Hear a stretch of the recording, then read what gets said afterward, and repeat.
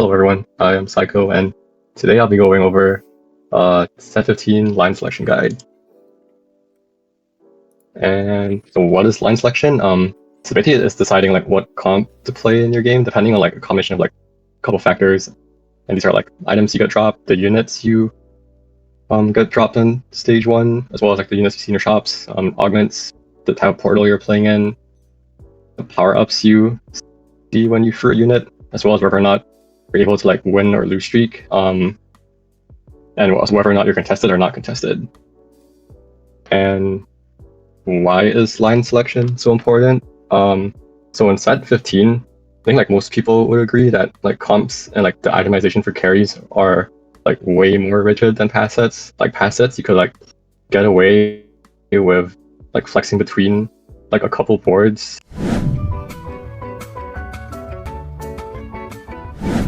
Going back to this, so like why is line selection so important? Yeah, that's for the rigid itemization and comps. Yeah, for like past sets, you could get away with like using like an AP example. You could like itemize like JG strikers and like a mad item and like a bunch of like 4 costly carries could use them. But like the set, it's like those carries have like way more specific lists. Like for example here on the side, like Rise Yumi Karma. Like I know like Yumi Karma aren't very good in the meta right now, but like their abyss is like pretty specific to each other. Like they only share, as you can see, like 1 or like 2 items amongst them, and the other item is like kind of specific. And also because the set has power-ups, which like further amplify like unit strength like a lot, like is way more important having this now, because if you have this, then like your like freaking unit just makes them like even stronger than if you had like less optimal items in them. And therefore like you want to know like as soon as possible in the game, like ideally by stage 3, like what line you want to play, just to make your game like easier. And like playing too flexibly is like very like dizzying. Like yeah, most boards don't really share like a lot of units, so it's usually not worth playing flexibly, and also it's just not worth the effort as well. And also like committing to the wrong comp like too early, or just like coming too early or too late, or coming to the wrong comp can be such a huge multiple placement diff in the game. Okay, so I'll go through like the various like factors that contribute to line selection. The first is items. I think items is probably the biggest factor as to what comp you want to play, because like aside from like carousel, your component drops are basically like random throughout the game. You're mostly random. Like sometimes you might get component envelopes from like gold orbs or something, or you might have, or there's also like I believe there's only 3 of each component in the pool of items that you can get dropped in the game. So like if you get like dropped a lot of like say cloaks earlier, less likely to get cloaks later on. But yeah, for the most part, like these item drops are like random, so like your best bet is to play around the items you get as it's basically the comp that fits with those drops as best as possible. So, and this is also especially important when you're playing reroll, because like say you're rolling and you want to spike on stage 3 too, you want as many like good item slams on that turn when you spike. So you want to play like the best reroll comp that fits from your opening starting components. So say you start the game with like rod, tier, and bow, and you get like draw like a Zion or Khan. Like that's a pretty good spot to play Zion or Khan, because like you have an Archangel already, and bow is used for like Titans, Kraken, or Ginsu. So when you decide to like roll down on 3-2 and like, upgrade your board, like your spot suddenly becomes very strong. And that's because like you played the best like reroll comp from the opening items you got. And whereas like if you get dropped like belt, sword, cloak, or something like that, and you play Zyricon, I feel like that's not very optimal, because like sword is not a component. Sword and belt aren't components in like the best items of those units. So even if you get like a lot of copies of those units, like, your item slams just won't be very good when you try and spike. And obviously there's exceptions, like if you get component buffet and Pandora's items, you can probably play a lot more things, because you get to choose like what items you're getting for the most part. So next would be units. And units are usually another can also give you clear direction, because like getting early copies of like 2 or 3 costs are worth a lot of gold on your final if you're planning to play them on your final board. And that's because like you will spend less gold later in the game, like rolling to find those upgrades, since you already natural a couple of copies. And specifically, 3 costs give a lot of good direction because they're about as strong as a 2-star 1 cost early in the game. And like right now in the meta, there's also like a bunch of good 3-star 3 cost comps. Yeah, some of the ones are like Malzahar. Malzahar's like I think he's the best 3 cost in the game right now. I'm pretty sure you always hold him if you get a chance, because you can play. There's like a bunch of boards you can play him in. You can play like the heavyweight Malzahar board. You can also play in the Star Guardian Wraith board. Like you really don't have like good items for him. He just fits in like a lot of good boards. So he's just like, yeah, I'm pretty sure you always play around this unit if you can. And then another example is Diego. It's a bit more like narrow what you can play, but if you get like a good spot for him, like say you have a range artifact, or like there's like a lot of artifacts you can use, and you can have like if you have a good spot for it, you can play like a strong video game and do pretty well. And then there's Lulu as well. Obviously, like Kog'Maw and Soldier have like their respective comps, and also Rammus if you're playing Kaisa.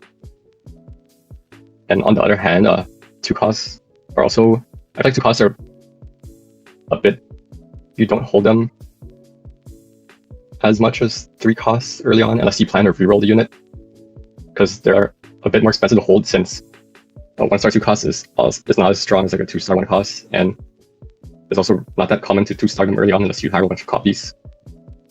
And also high rolling like early 4 costs on stage 3 and 3 can also give you like some good direction as well. Video waits too. Yeah, video has like a lot of conditions you can that you can be pretty strong from there, like with weights, stretchy, artifact. And the next is augments. So like the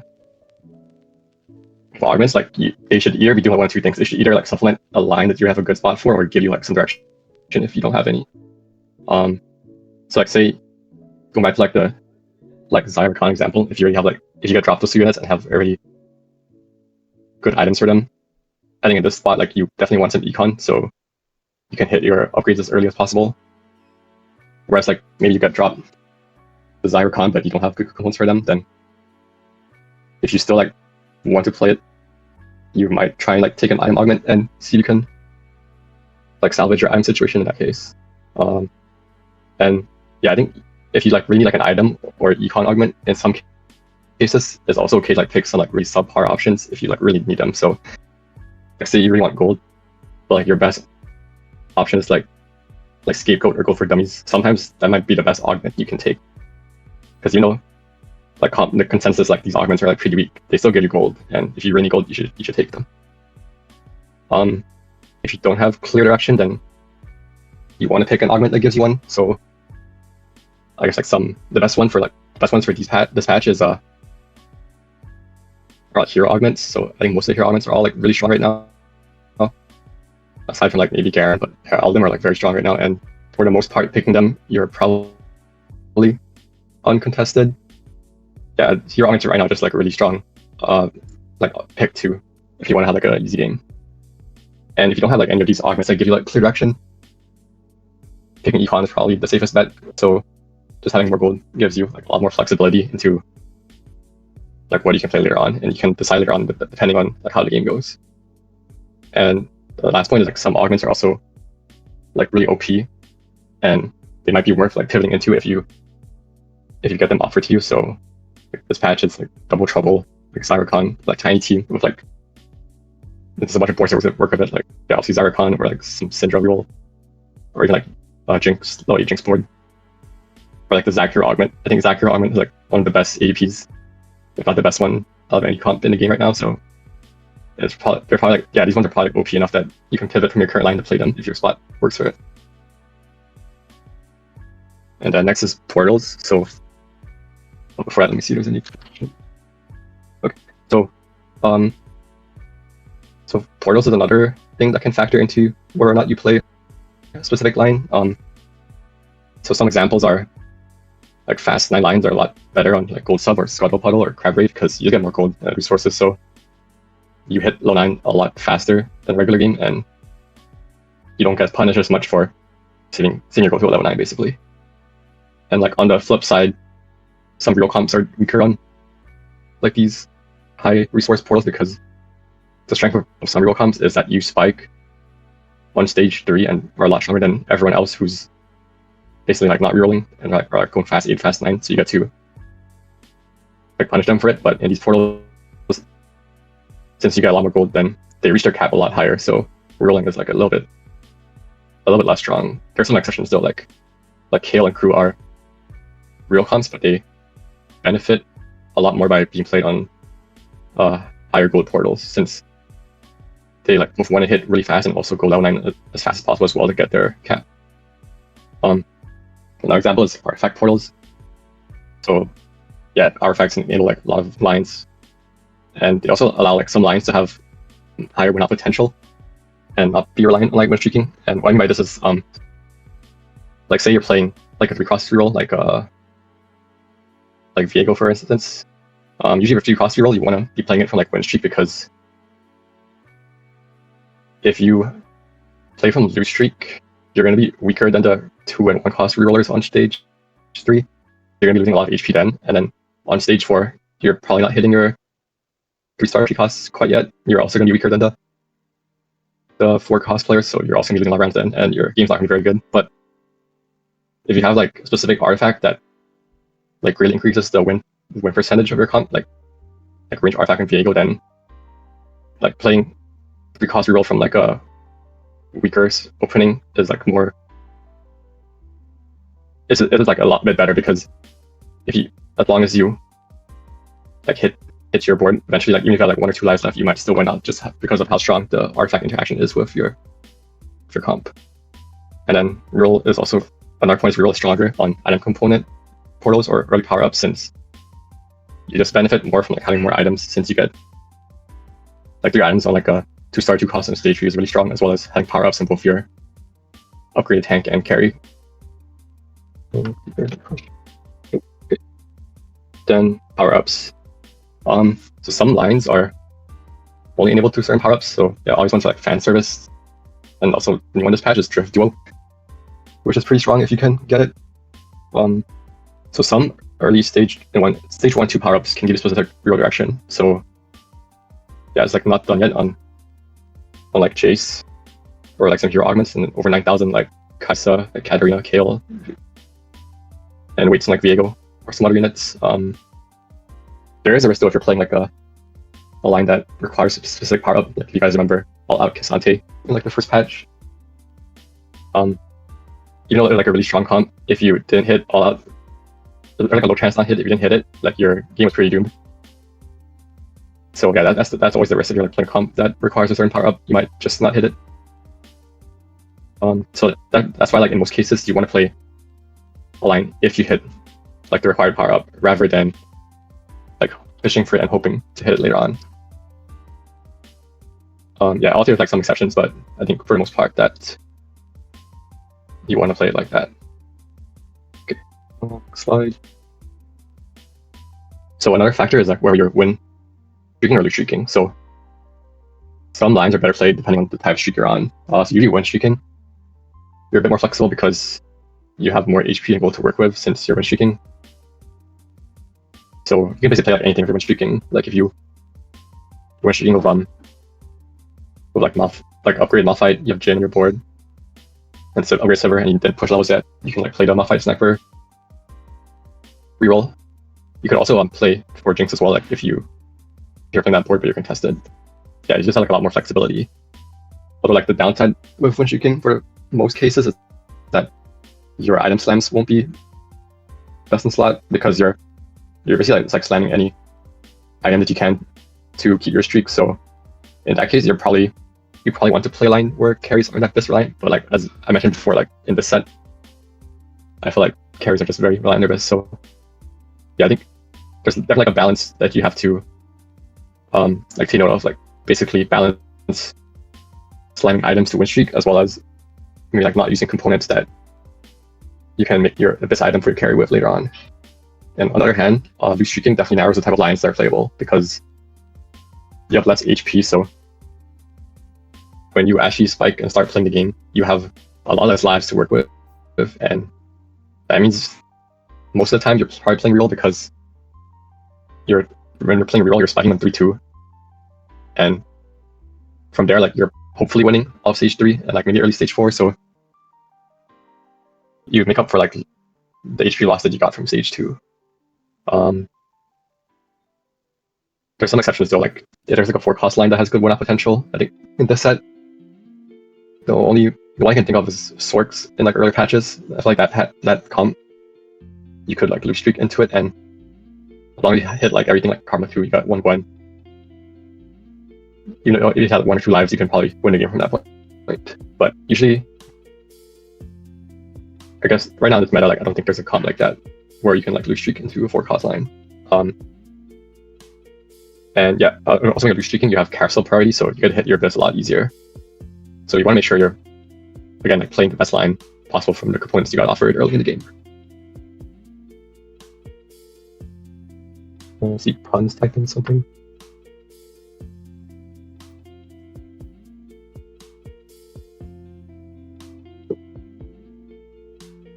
Go to the next slide. And another factor is whether you're contested or not contested. So I think this one's pretty important, I would say, for line selection. So depending on the line you want to play, there are some lines where you don't want to contest at all, and I think for reroll, that's usually always the case. You never want to contest when you're playing reroll, because if someone else is rolling for your main units, you're just going to hit them a lot later unless you high roll, of course. Especially if like you're playing a 3-cost reroll, you never want to be contested. I mean, there's 18 3-costs in the pool, so like technically, if no one else is playing them on their board, both players can hit their 3-star 3-costs, but it's just so unlikely. And yeah, so like I think for 3-costs, you never want to be contested. For 1 and 2-costs, you also don't want to be contested if you can, but there are obviously some exceptions. Like if there's some comps that are just so strong, you'd rather just play this comp contested than play something else. Like I've seen like some P players in some lobbies where like there's 2 Zyra players and they both hit and they like top 2 because that's how strong the comp is if you like meet certain conditions. For 1-cost comps, technically there's like a lot of units in the pool, so both players should be able to hit, but yeah, I think you still don't want to be contested when you're playing 1-cost reroll. For 4-cost lines, you don't mind being 1-way contested, because yeah, there's definitely more than enough 4-costs in the pool for both players to hit at a reasonable pace. However, like if you're like 2-way or even 3-way contested, you definitely want to take more like econ augments if you can. Just to make sure like you both roll earlier than other players, and also you actually hit your upgrades. And another point is if you want to play a contested line, you want to make sure it's like one of the best comps in the meta, and not like a B or C tier comp.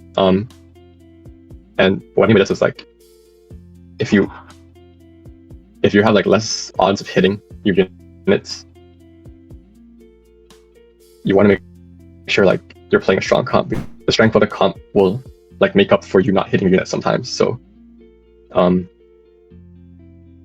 think for like maybe like last patch where like Yumi was like pretty good, like even if there's like 3 Yumi players, the comp was like one of the best comps in the meta. So I think people were like more willing to contest it because like even one copy of Yumi was like pretty strong. So it was like not the worst thing to be contesting a comp like that.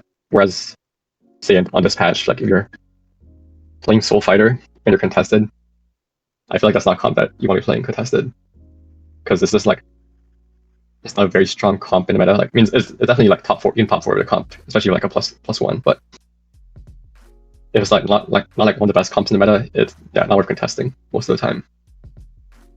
And also for augments, like do not take like trade specific augments unless you know you won't be contested.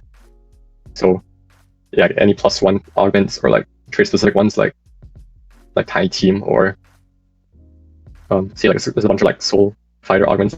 Like yeah, you would never take those unless you know you won't be contested. And so when to commit to a line, yeah, you want to commit as soon as possible, and one way to help with this is just scouting as much as possible. So I think 2-1 is probably the most important time to be scouting because everyone's taking their their first augment, and you can tell in most cases like what players are playing at this point from like their augment selection, what units they have on their board, what units are holding, like what components they have on their bench, what items they slam, like all these things. Also, as well as like what power-ups they have.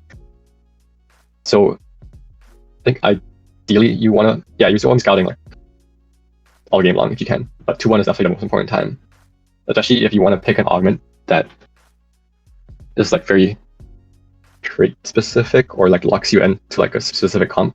You want to make sure you're like very diligent in scouting and make sure you're not going to test it before you pick it.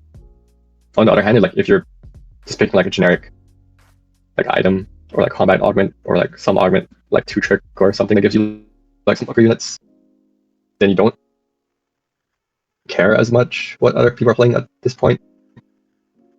So like you just pick it and then you just play your strongest board, and you have more flexibility in like what line you're going to play eventually. Ideally you want to go by stage 3 or even like earlier if you can, like by first carousel, because what line you're playing, because as mentioned before, like the items you get in this game are they're like a limited resource, and the ones you get from neutrals are random, so you want to make sure like every item you get from carousel is very impactful for your game. And also, you want to commit early. You also don't want to commit too early as well. Like you don't want to slam items for like a specific, they're only good in a specific rule line if there's a chance you might contest it, because you're contested and that person has like a better spot than you, then your game is suddenly a lot harder.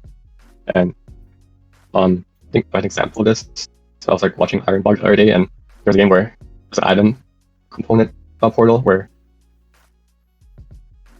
he only had like one Malphite, 2 Sitters and Cannon, and he committed to playing the Malphite sniper comp already. So he used all his component animals to make items for Malphite, but then he scouts like 1/2/2 and sees that someone has a better spot on him. They have like Jin 2 and Malphite 2 because they have the Stars are Born. So he was like forced to pivot, and because like his item slams were like specifically like only good if he had like Malphite, because if he was playing Malphite, he lost most of stage 3, and this was like his stage 4 board with only 43 HP, and he had to like pivot to some Malzahar like Wraith Star going comp, and he ended up going 6 from that because he committed a bit too early and he had to pivot out.